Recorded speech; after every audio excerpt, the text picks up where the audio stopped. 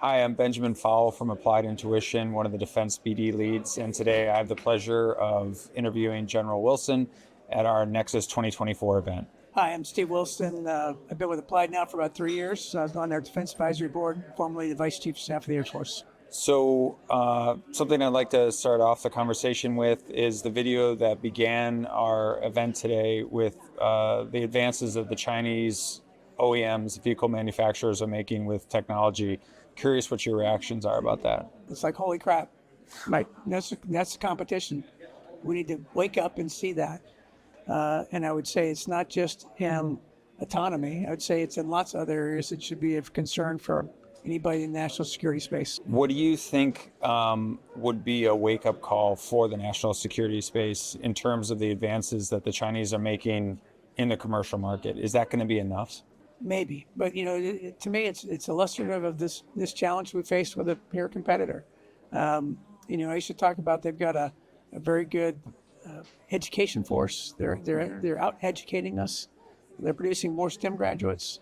They have this manpower they can throw at the problem. As Peter and you all saw, that they can throw 2x the number of engineers working 16 to 18 hours a day, 7 days a week. And if you don't like it, tough, because I've got a big unemployment problem. I can't employ all the engineers that they need. Right? But if it applies it's not just autonomy. It's to, quantum and hypersonics and space and robotics and go down the list. And so it's a huge, I think that gives you a clear indication. We thought we were leading in many areas.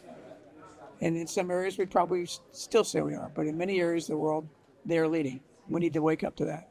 So do you think the way that we can start to recapture our edge is to have more experience of loss? Or what do you think would be a motivator for people to wake up, smell the coffee, and start producing again at a way that's going to outpace whether it's the Chinese or other competition? We just have to educate ourselves so that here's the competition and get a sense of urgency. We all thought differently on December 12th, 2001 than we just did on September 10th. Yeah. Right? We had to wake up. Holy cow. We don't want to have a wake up like that, but we have to educate ourselves to what the competition is today, what they're doing, what's at stake, who wants it more, and then, I can contend we can outcompete anybody, but we just have to understand what the competition is and then apply ourselves to it. But it starts with a sense of urgency. We can't rest on our laurels. Exactly. One thing we've talked a lot about is the difference between competition in the private sector as opposed to the public sector, especially defense primes that are working in the public sector, and how to position yourself if you're going to introduce a new technology that isn't necessarily going to be something that the DoD or another part of the U.S. government is going to pay for. How do companies that you're aware of and work closely with be able to invest in that edge while at the same time respecting their own bottom line? Yeah. So what we're seeing today, this blending of this dual-use technology, and so for the Defense Department, there's lots of things the commercial sector is doing that's completely different. And so getting inside the department, seeing that and understanding it and seeing where that can lead us can really help. Conversely, there's things that we'll want to do that we'll want to keep only inside defense. But I think that number is really getting smaller and smaller. Lots of things that we're going to do will be dual use and have applicability both in commercial and defense. And we need to wake up, because the commercial sector in many cases is leading in many of these areas. And how can we incorporate the great things that Applied's doing in the autonomy space on software-defined vehicles, where we didn't even think about that before. Well, now as we do CCA collaborative airplanes, and we think about this human-machine teaming and how can I use capability and autonomy that's already been developed commercially and apply it here for us inside the department, whether it be an air vehicle, a ground vehicle, a ship, or sub. There's enormous potential here. If we kind of see what's out there where commercial today is in many cases leading. When you were serving and responsible for bringing new technology innovation into the military, what were the ways that you were able to incentivize people to take risks? Well, you had to make sure that if something didn't perform as you expected, that we didn't beat the person. It was like, okay, we tried. Let's what do we learn from it, and how can we do it differently and apply that lesson so that we don't repeat it again. We developed AppWorks for that simple thing. How do we connect lots of Americans out in industry and academia who have great ideas, but they couldn't find their way into the department? How could they find somebody in the Air Force? Talk to them about, hey, here's something that I'm working on that I think can help you. And then how do we bring that back inside into the Air Force and use it? So that was the design of AppWorks to start with. And then Dr. Roper, we spun out with AppWorks and App Ventures, and again, how to connect with people. And there's thousands of them across the country who want to help, but aren't used to working with the government. How could they find a vehicle to be able to do that? Did you find that the other services wanted to replicate that model, or was it something that would only work with the Air Force? Well, it would work. Candidly, right? We took AppWorks from Hondo Gertz, who works with Applied now, but he did it at SoftWorks, right? And he candidly asked me, so where's your vehicle like this? So we did what typically folks do, is I call it rip off and deploy for ourselves. So we sent a team down to SoftWorks. They spent a month with them. They looked at how they did it, and then they came back to me and said, this is really good. I go, how do we do what SoftWorks does? Only better. Right? And what would we tweak on it to make it even better to work for us in the Air Force? And that's what we came up with. What do you think made it, like, what were the few things that they did that made it better? Well, Hondo's part, what I'll use as a great analogy, was it was hard to get to Tampa, Florida. It was hard then to get onto MacDill Air Force Base. It was then hard to get into U.S. SOCOM, and it was hard to get to the J8. And he's the guy that took all the new ideas. Right? And so he said, I'm going to build something where the folks, it had to be within 10 minutes of the airport, next to a bar and a hotel. Right, so that people would be there and they'd walk in off the street and say, "Hey, I got an idea," and so that was so let's put it in places. So we put AppWorks in Las Vegas. We started with strictly because Las Vegas gets millions and millions of visitors a year, right? So make it accessible to anybody, so that they can. And then for us, Nellis happens to be one of our big test and training locations with lots of operators. So we've got a convergence of the right people and the right ideas at a place we can go out and test it.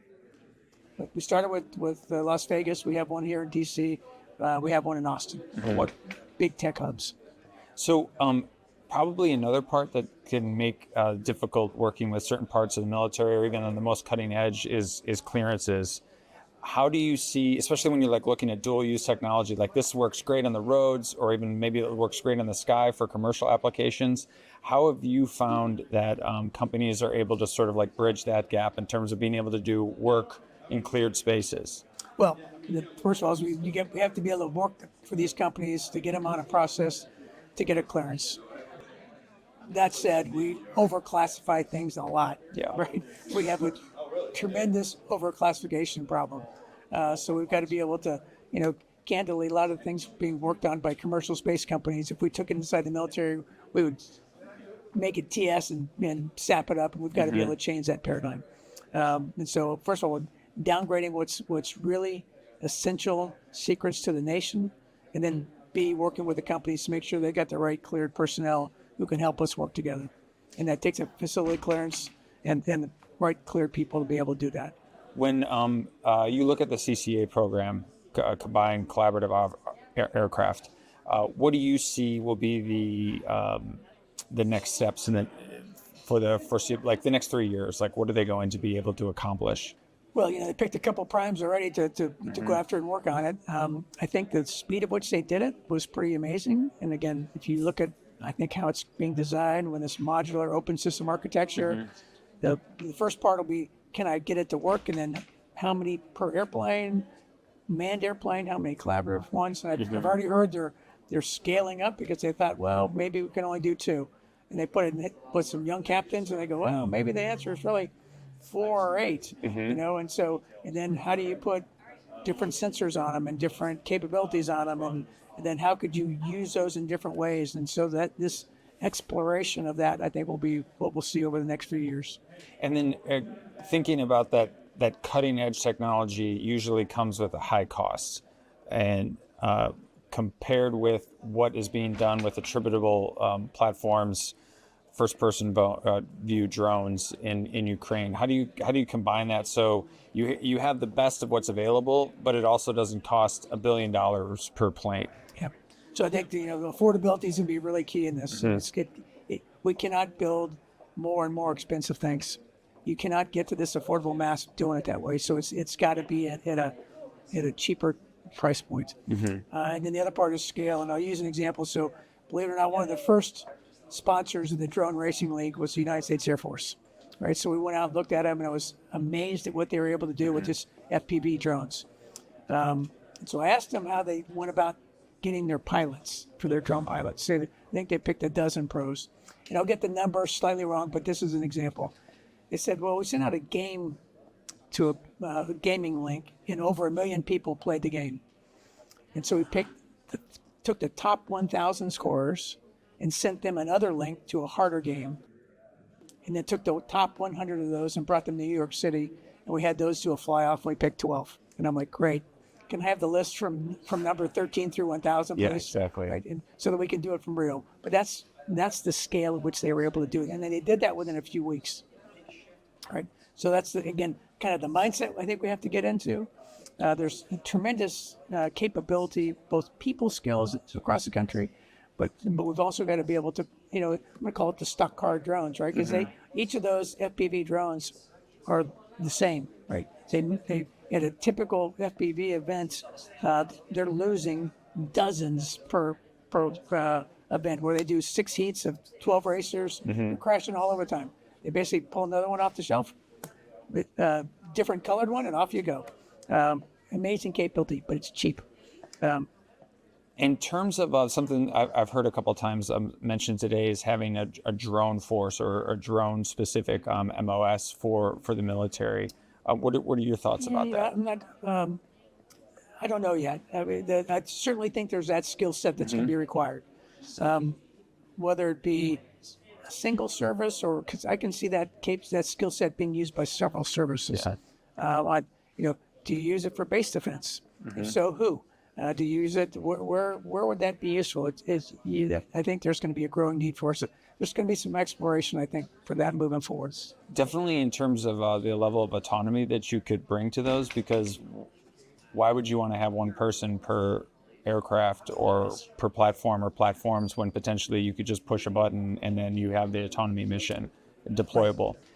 In terms of Ukraine, which is constantly looked at as the example for... It's an amazing battle lab going on right now. Exactly. We're learning lots of things. What do you think are some examples that people don't talk about enough? The electromagnetic spectrum and how contested it is there, and everything that has, we've had lots of drone guys go over to Ukraine from the U.S. And have not been successful because their drones cannot operate in the contested environment that exists in Ukraine. If it's GPS jammed, it's comm jammed, it's links jammed, it's jammed across the spectrum of events. So we've got to think of how we're going to operate in a contested electromagnetic environment in the future.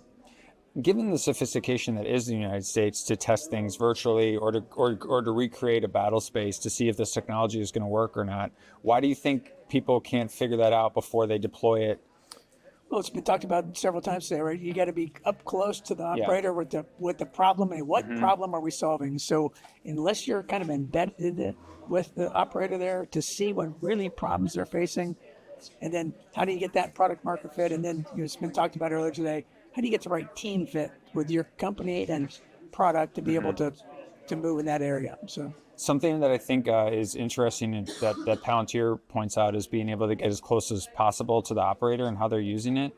For a company like Applied Intuition, it's slightly different because it's usually software developers, and the software developers aren't the operators. So how do you take that lesson and then still get as close as possible to the problem, even though that proximity might not be the front lines of battle? It still might be back here in Virginia. Yeah, so maybe it's even a mix, right? So you've got to have the right people to really understanding the problem that the customer has, and then whether it's the software folks who are part of that team. We used to talk, why was the Rapid Capabilities Office so successful in the Air Force? And I contend it's this paradigm, but it starts with the I call it the leadership level, who makes the decision. Right, in this case, on the board was the Secretary of the Air Force, the Chief of Staff of the Air Force, the Service Acquisition Executive. If they said go, then they turned to the Chief of the RCO and said, build me the B-21. The B-21, the people inside the RCO who did that was a handful of people. It was a great operator, a great maintainer, a great acquisition executive, a great programmer, a great money person, a small empowered team, and they friggin' moved out. They worked with the primes, and they delivered a capability. So, but that general model of how do I have a small team of the right experts to be able to quickly iterate on a problem and then deliver capability is why the RCO is so successful. Do you see that being replicated in DIU or RCV or CCA? Are there teams like that that are being able to get formed and empowered? See, that to me, when people would say, well, yeah, but you can't do it with, I'm like, you what? You mean you can't do it with big programs? You mean like the multi-billion-dollar B-21? And if we can do it there, why aren't we doing it on pretty much everything? Why isn't there that small empowered team with the right skill sets involved on all these things that we need to be working on? So what do you think? So CCA, I think if there isn't, there should be. We need to ask Dale White, that question. What do you think is more important? Commander's intent that then empowers the team, or the team that already has the raw capability? I think both. You got to have the right top cover, but then the right experts down below that can do it. So the top cover basically removes the log jams when people get to know and get them to yes. But the team that's doing the work is the ones that makes the magic happen. One last question. In my background in the government, we usually try to do everything we could not to touch technology. It was almost a 4-letter word. And every once in a while, we would have an opportunity to see something that could really advance the mission, that could do a lot more, and it would completely change that paradigm. But it was really only in moments of need. I'm curious if you have an example of a time that you were able, either personally or you saw colleagues realize, we need to stop doing things the old way. We should embrace this new technology. Yeah, I don't know if I can pull out one example per se of that, but today the world is changing on this pace and scale that's unprecedented, right? Holding on to legacy, this is the way we used to do this, is not a way to win. I'm likened to a story from the early 80s when the head of a major defense prime came to visit the chief of staff, and as he sat across his conference table, he rolled a marble across the table, and the chief got it and said, "What's this?" And he said, "That's the radar cross section of the airplane I'm going to build you, and that's F-117." And he did it really quickly, but it changed the whole paradigm, right? Because now we'd say stealth is part of the things that's required in the future fight. But when we went to stealth and precision, it flipped the script on everybody, right? There's lots of this in today's world that's flipping the script. You mentioned FPV, you mentioned autonomy. Those are things that will change the paradigm when one person teams with 10 things that each can have an outsized effect on the battlefield. It's changing the paradigm. But we've got to be nimble and fast and agile and see it and then be able to exploit it. Thank you very much. It's great talking to you. And always great talking to you too. Thank you, sir.